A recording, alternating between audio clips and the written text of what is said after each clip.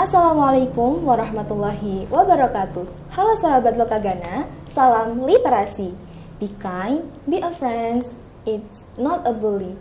Keep reduce, reuse, recycle. It's not just a cycle, it's vital for our survival. Selamat datang di acara Ruang Alumni edisi EduTalk episode 14. Aku, Fasna, dari kelas 12 MIPA 3 yang bakal nemenin kalian di sharing session kali ini. Nah, di edisi spesial kali ini, kita bakalan ngobrol-ngobrol santai nih, tapi penuh inspirasi dengan tema sharing session kuliah keperawatan di UGM. Siapa nih yang udah penasaran gimana sih ceritanya bisa masuk ke jurusan favorit ini? Apa aja tantangan dan serta pengalaman serunya? Yuk kita sambut dulu dari narasumber kita, Mbak Nashwa. Halo Mbak Nashwa. Halo. Gimana nih Mbak kabarnya? Alhamdulillah baik. Alhamdulillah. Kalau sekarang kesibukannya lagi ngapain Mbak? Kalau sekarang aku kemarin habis selesai kuliah semester 3, terus terakhir kemarin juga aku habis PL, clinical exposure gitu. Gimana nih rasanya berkunjung kembali ke sekolah? Ada testimoni kesan sama sekolah gitu nggak? Keren banget sih ya, sekarang udah banyak yang berubah. Tadi aku lihat juga di depannya itu banyak yang berubah ya. Terus aku lihat ada koperasi ya tadi, di samping situ ada koperasi gitu. Oke, dulu nih Mbak, flashback ke perihal pengalaman di SMA ya. Dulu dari kelas apa dan dari jurusan apa? Terus alasan kenapa milih jurusan itu apa sih? Dulu aku dari kelas MIPA 4. Terus alasan aku kenapa aku milih IPA di SMA ini tuh karena dulu dari SMP emang aku targetnya tuh kuliahnya di kesehatan. Jadi memang pengen IPA gitu loh dari awal. Berarti dari awal memang udah bener-bener di target gitu ya Mbak ya? Iya betul. Terus kalau dulu nih ada pelajaran favoritnya gitu nggak Mbak? Waktu SMA? Iya. Kalau waktu SMA aku suka sama biologi. Terus aku juga suka sama matematika sih, dua itu yang aku suka.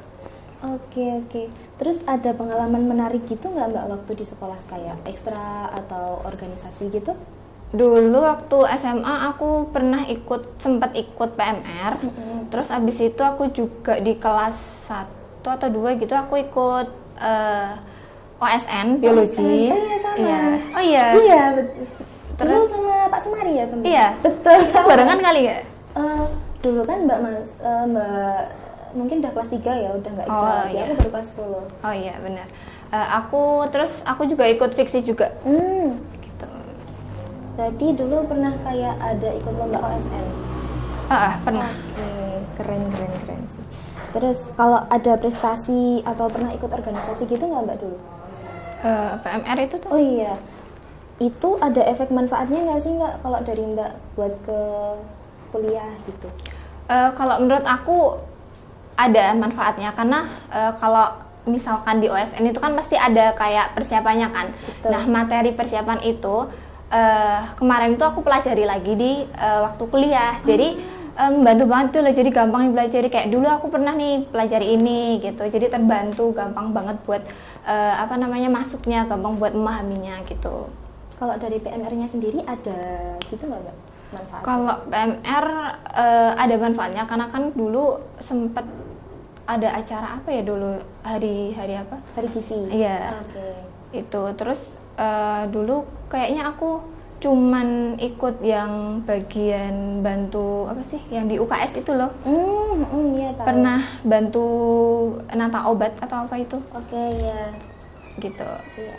Oke. Dulu nih Mbak diterima keperawatan UGM ini jalurnya SNBT atau mandiri? Aku dulu mandiri. Tapi pernah ikut masuk eligible gitu nggak? Pernah. Oke, boleh nih Mbak di spill gitu dari nilai rapatnya atau lika-likunya dari SNBP ke ikut SNBT juga Mbak? Iya ikut. Oke, coba boleh di spill gitu. Di SNBP tuh awalnya aku coba daftar ilmu perawatan. Terus yang kedua tuh manajemen informasi kesehatan, dua-duanya di UGM juga. Terus aku gak keterima kan di SNBP itu. Nah terus abis itu aku lanjutlah di SNBT. Nah aku nyoba SNBT dengan jurusan yang sama. Aku juga belum keterima di situ. Terus akhirnya aku lanjut di mandiri. Dulu kalau boleh tahu nih Mbak, nilai rata-rata rapot waktu masuk eligible itu berapa ya? Waktu eligible dulu 86. Tinggi loh itu Sekitar Mbak. 86. Masuk ranking 10 besar mesti? Iya. 3 besar malah? Kayaknya 3 besar, 3. Oke, keren. Terus, oke Mbak, kan tadi Mbak masuk eligible nih, ada tips and tricksnya waktu belajar gitu nggak? Kalau aku dulu sih belajarnya lebih ke kayak yang mata pelajaran yang emang masuk di Prodinya iya, Oke. yang kayak dipertimbangkan buat eligible itu gitu.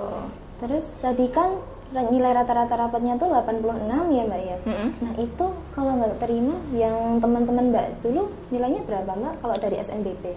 Kalau yang SNBP setahu aku yang aku tanya-tanyain aja ya, itu dia sekitar 89-an tapi naik gitu loh, di atas 89 naik gitu. Itu nilai murni atau nilai dari tambahan prestasi gitu Mbak? Ada yang nilai murni tapi kebanyakan mereka pakai prestasi yang nasional gitu. Kalau minimal prestasi yang bisa dimasukin di UGM itu apa sih Mbak? Dari tingkat apa gitu? Sebenarnya aku belum sempat tanya sama teman-teman ya, tapi setahu aku sih kebanyakan mereka tuh nasional gitu loh. Tapi mungkin kalau dari provinsi masih bisa masuk Mbak? Mungkin bisa, kalau misalkan ada mungkin bisa dicoba. Oke, terus kalau SNBT nih Mbak, dulu Mbak nilai skor UTBK-nya berapa sih? Skor UTBK aku sekitar 639. 639, itu kan Iya. belum masuk ya Mbak ya? Iya, belum. Oke, itu kalau yang dari teman UTBK sendiri, itu berapa Mbak rata-ratanya? Yang lolos. Iya. Kalau yang lolos tahu aku 650 lebih sih, di atas 650. Jadi tahun sekarang naik lagi ya Mbak ya? Kemungkinan ya. Oke. Wah, parah sih. Dulu waktu ikut UTBK nih Mbak, milihnya prodi apa aja? Masih sama. Aku milih ilmu perawatan sama manajemen informasi kesehatan. Itu di UGM semua atau ada yang lain? Iya, UGM semua. Wah, mantap. Kalau strategi belajar UTBK dulu gimana Mbak? Mungkin nyicil atau bener-bener mau apa ya itu dari nilai rapot dulu gitu? Kalau aku dulu sih kebetulan aku ikut les juga dari masuk kelas 12 ya. Terus di sekolah juga kan ada les juga kan kita. Nah itu juga lumayan membantu. Terus sering-sering latihan soal, terus ikut TO itu juga benar-benar membantu banget buat kita belajar UTBK-nya gitu. Jadi dari awal nggak begitu bergantung sama nilai rapot tadi ya Mbak ya? Iya. Oke, baik. Mantap. Terus kalau sekarang mandiri nih Mbak, dulu pilihnya prodi apa aja sih Mbak? Mandirinya? Iya, mandiri. Kalau yang mandiri masih sama aku. Tetap sama dari ilmu perawatan, SNBP, SNBT, mandiri? Iya, sama semua. Sama terus, oke.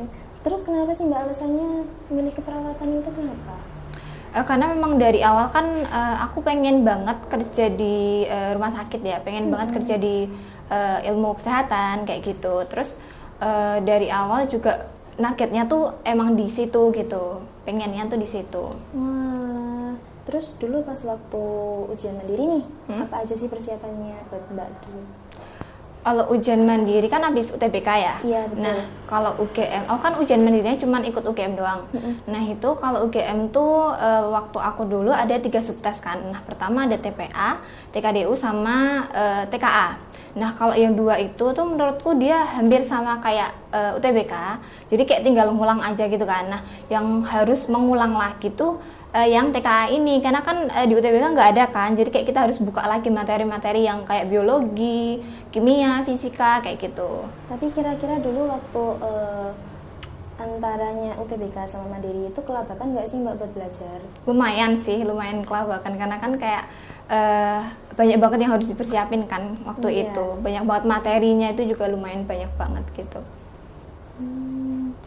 Terus nih Mbak, perasaan waktu udah keterima di UGM itu gimana sih? Seneng banget lah pastinya, karena emang pengen banget gitu loh dari awal, nggak cuma dari SMA aja tapi dari SMP memang pengen banget di situ. Jadi kayak seneng, terus ngejalaninnya juga sekarang lebih menikmati gitu loh. Terus gimana sih suasana dunia perkuliahan di sana gitu Mbak? Suasananya di sana kalau menurut aku mendukung banget ya. Kalau kita lihat dari segi fasilitas itu kan kayak kampus juga memberikan fasilitas yang sangat lengkap. Terus di situ juga dosen-dosennya juga benar-benar keren banget. Terus abis itu teman-temanku juga itu kan dia banyak yang ambis gitu loh. Jadi kayak rasanya tuh pengen banget kayak mereka, jadi kayak ketularan gitu loh. Ke bawah suasana. Benar-benar. Jadi kayak gitu. Terus ada yang menarik nggak di waktu kuliah gitu sama kuliah? Di perkuliahannya? Iya.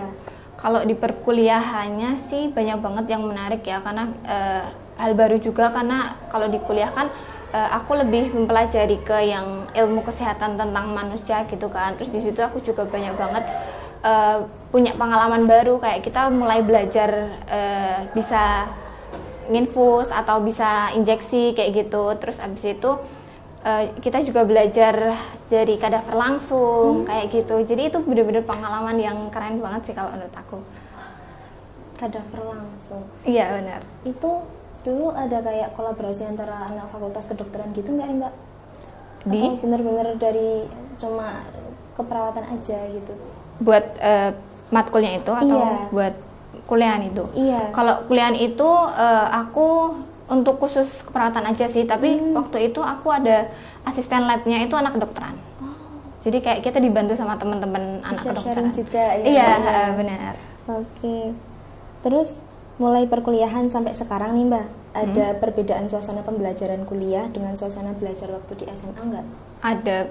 Kalau menurutku yang paling menonjol itu kalau di perkuliahan itu kita lebih ke mandiri gitu loh. Jadi nanti dosen tuh tetap ngajarin, tetap menyampaikan materinya, terus tapi di akhir nanti bakal kayak ngasih tahu, oh ini referensinya nanti bisa dipelajari sendiri gitu kan. Terus di akhir juga bakal dikasih sesi tanya jawab. Nah di situ kayak kita inisiatif sendiri. Kalau misalkan emang kita nggak paham ya kita tanya. Kalau enggak ya udah nggak bakal ditanyain. Jadi nggak kayak guru SMA gitu. Iya benar-benar harus mandiri, harus inisiatif sendiri. Iya. Terus mungkin ada yang bisa dibagiin ke adik-adik kelas nih Mbak, buat kebiasaan di perkuliahan yang bisa dibiasakan waktu di sekolah gitu? Kalau menurut aku sih ini juga hal baru yang aku pelajari ketika masuk kuliah juga ya. Dan itu penting sih. Yang pertama kita bisa nentuin target.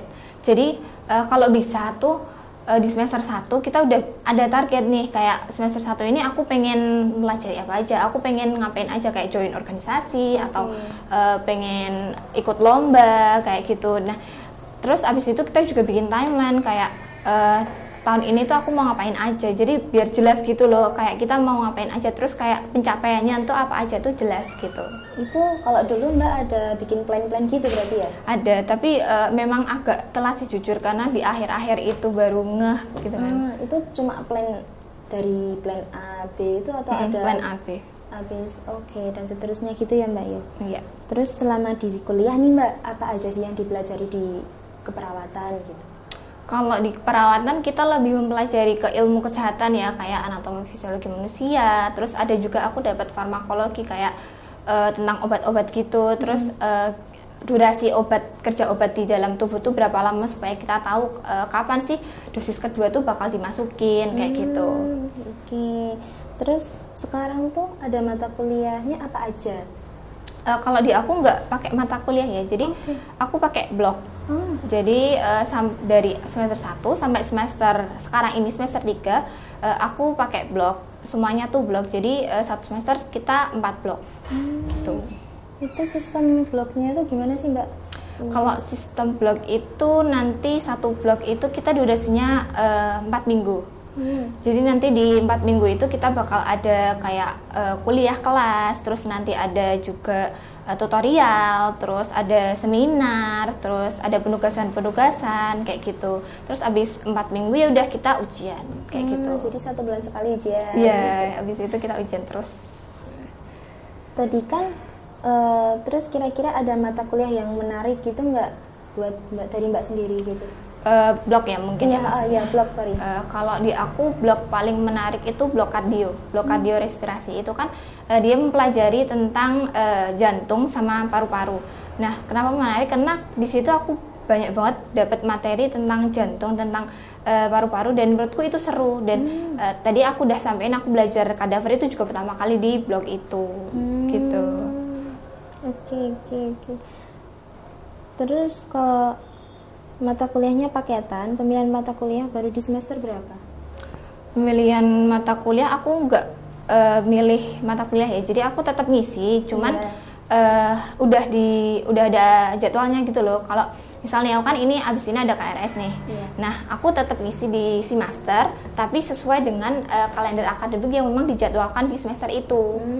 Gitu, jadi emang udah diatur, nggak ada kayak milih-milih gitu, nggak ada. Gitu loh.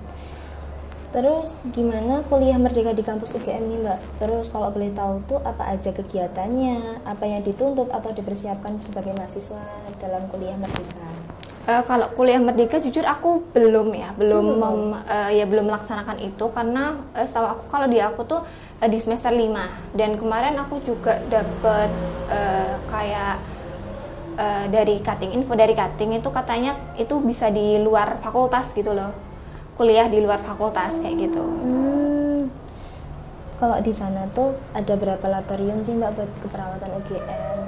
Laboratorium sebenarnya kalau untuk lab yang buat praktikum itu kita gabung di lab univ ya, di lab fakultas maaf. Jadi kita di lab fakultas itu gabung sama kedokteran sama gizi. Dan untuk jumlahnya jujur kalau jumlah pasnya tuh aku kurang tahu, tapi selama ini sih sejauh ini aku pakai sekitar 3 lab. 3 lab. Iya. Oke. Terus kegiatan waktu di laboratorium tuh ngapain aja sih Mbak? Kalau di lab sih kalau di lab itu kita praktikum ya. Jadi nanti di sebelum praktikum itu kita bakal ada kayak semacam pengantarnya gitu loh, overview gitu. Tapi di H-1, H-2 gitu sebelum praktikum. Terus habis itu hari H kita bakal kayak pre-test gitu. Terus habis itu praktikum baru post-test. Nah, kalau udah selesai semua kita baru bikin laporan praktikum kayak gitu. Gitu. Terus apa aja sih contoh praktikumnya gitu Mbak? Kalau praktikum itu kan, kalau aku kan blog ya, jadi tergantung blog yang emang kita pelajari waktu itu. Jadi kayak contohnya di blog kardio itu aku kemarin dapat praktikum anatomi kayak gitu. Terus di blog nutrisi itu aku kan dapat biokimia. Nah itu aku praktikum biokimia yang FE serum kayak gitu. Terus gimana kalau suasana praktikum waktu bikin laporan praktikum, ujian praktikum, terus ada praktikum lapangan dan lain-lain gitu? Kalau praktikumnya itu kalau menurut aku suasananya santai ya, karena kan asisten labku tuh alhamdulillah banget, mereka tuh friendly banget. Jadi kayak kita walaupun praktikum tuh nggak tegang gitu loh, gitu. Terus ada capaian kompetensi apa aja sih dari seorang lulusan keperawatan UGM sih Mbak? Kalau lulusan perawatan di UGM setahu aku ya itu seperti perawatan pada umumnya. Jadi kayak kita tuh harus bisa membuat diagnosis perawatan untuk tahu, supaya kita tuh tahu perawatan apa sih yang harus kita lakukan untuk pasien ini. Terus kita juga harus bisa memberikan edukasi kesehatan kepada pasien. Kita juga bisa membuat penelitian-penelitian terkait dengan masalah perawatan saat ini kayak gitu. Terus ada proyeksi lulusan keperawatan bisa berkarir di mana Mbak? Kalau sejauh ini sih yang aku tahu, pertama kan pastinya di RS atau klinik atau puskesmas kayak gitu. Terus ada juga kalau misalkan mau jadi dosen juga bisa. Terus ada juga kalau misalkan mau keluar negeri jadi perawat di luar negeri juga bisa. Terus kemarin juga yang terakhir banget ini kebetulan aku ikut kayak semacam seminar gitu yang isinya tuh nursepreneur. Jadi kayak itu beliau ini punya usaha buka kayak semacam bukan klinik sih, kayak perawatan gitu, perawatan luka gitu mandiri kayak gitu. Oh iya Mbak, kalau nanti lulus dari keperawatan itu bisa milih kerja nggak sih? Di RS-nya gitu ya? Iya. Kalau setahu aku itu nanti kan di RS itu kan banyak banget ya, ada OK, ada ICU, ICCU kayak gitu. Nah nanti tuh bakal ada minatannya gitu loh. Nanti kalau misalkan kamu memang minat di OK, nanti kamu bakal minatannya di OK kayak gitu. Oke, berarti kalau dari Mbak sendiri ada udah kepikiran mau kemana gitu nggak Mbak? Untuk saat ini sih udah ada pastinya, tapi masih belum bisa disampaikan. Oh iya, masih privasi. Oke, Iya, nggak betul. apa-apa. Mbak ini kan ambil jurusan keperawatan. Kenapa harus di UGM sih Mbak? Kenapa nggak di Poltekkes atau kuliah kampus lain gitu? Karena aku pengen banget di UGM ya utama. Terus yang kedua sebenarnya aku udah sempat keterima di Poltekkes. Wow. Aku udah di Poltekkes. Terus kemarin aku keterima di UGM, jadi akhirnya aku pilih yang UGM. Gimana ceritanya kok bisa keterima di Poltekkes itu Mbak?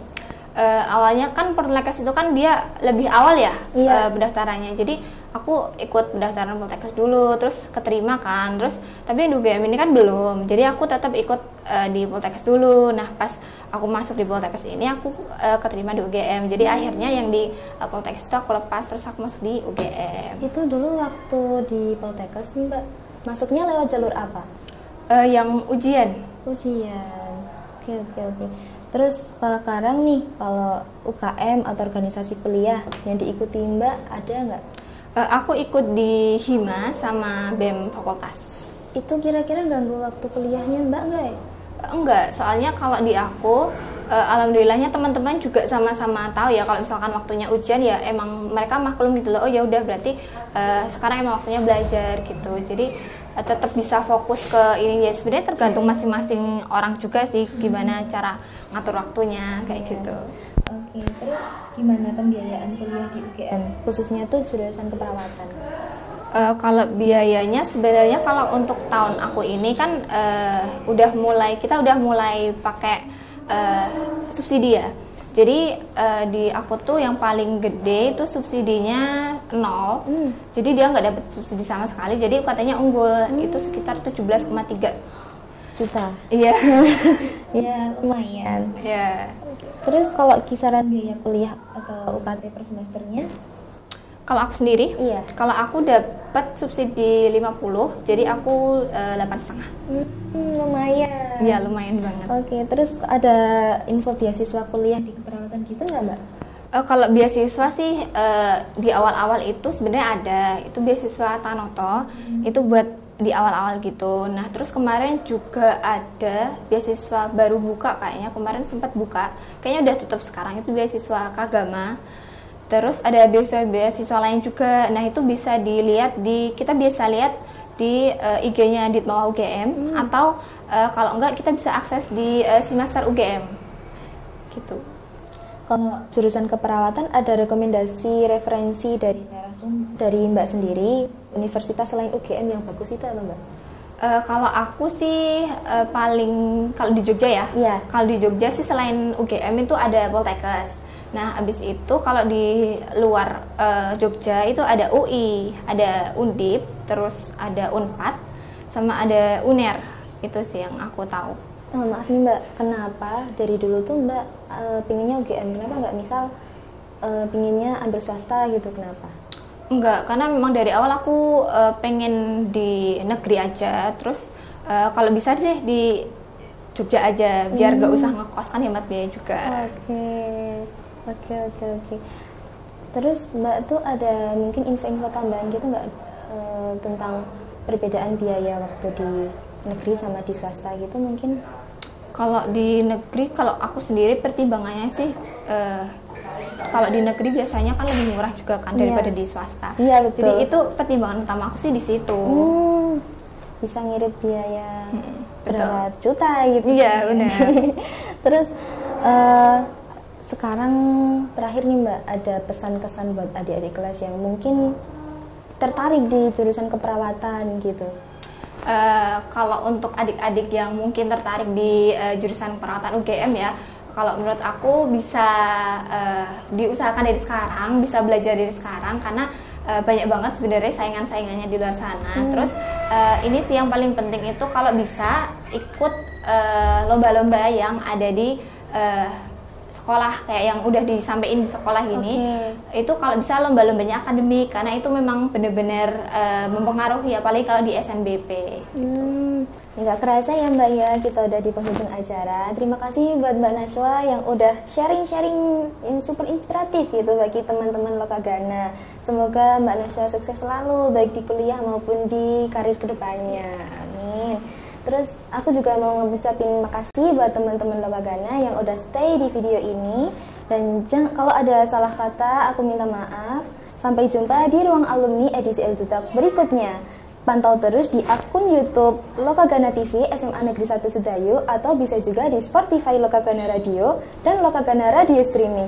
See you and wassalamualaikum warahmatullahi wabarakatuh. Smart is crucial, personality is more. Oke, bye.